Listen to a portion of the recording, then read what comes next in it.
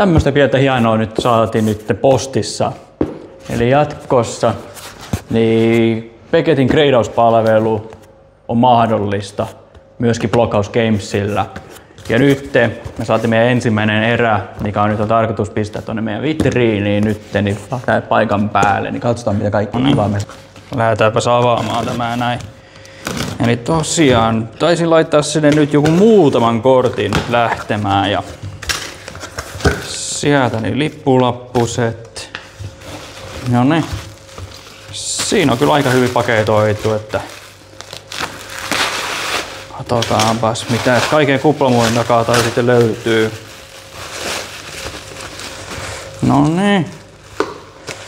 Mitäs näitä on sitten niin? 1, 2, 3, 4, 5, 6, 7, 8, 9 näitä nyt sitten kaiken kaikkiaan nyt oli. Ei mitään niin. Lähdetäänpäs käymään lävitse. Tää sieltä ensimmäinen. Tuoltas noin ja se on Squirtle.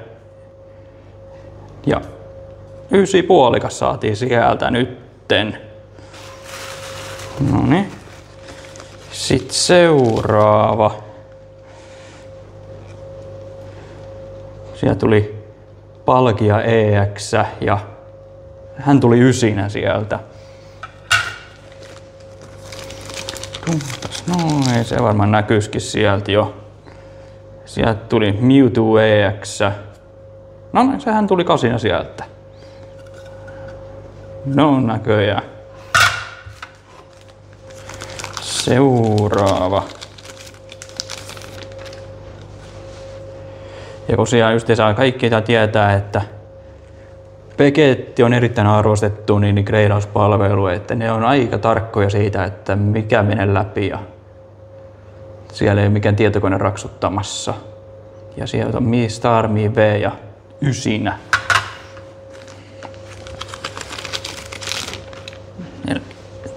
Ja sieltä seuraava Mega Charizard EX ja 9 tuli. Joo, Beckett jo kuului siihen samaan kategoriaan kuin justi sanoi PSA justiinsa, että niitä kahta arvostetaan erittäin paljon myös tuolla jälkimarkkinoilla, jonka takia me valitsimme Beckettin meidän gradauspalveluksi. Sieltä tuli sitten niin Allakazam EX 8,5. Selvä. Sitten meidän Sceptile EX 8,5. Okei. Jas. Mulla on pieni epäilys, mikä tää viimeinen vahtaa olla.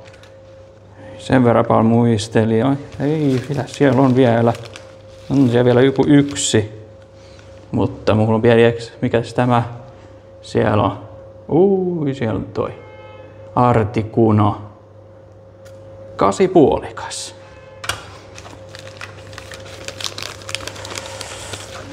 Sitten. Noniin, nyt tulee se mielenkiintoisin, eli mikäs?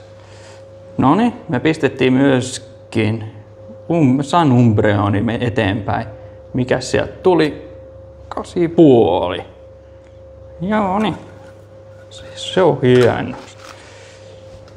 No hei, jatkossa sitten niin myöskin Beckettin gradauspalvelut on myös saatavilla meiltä.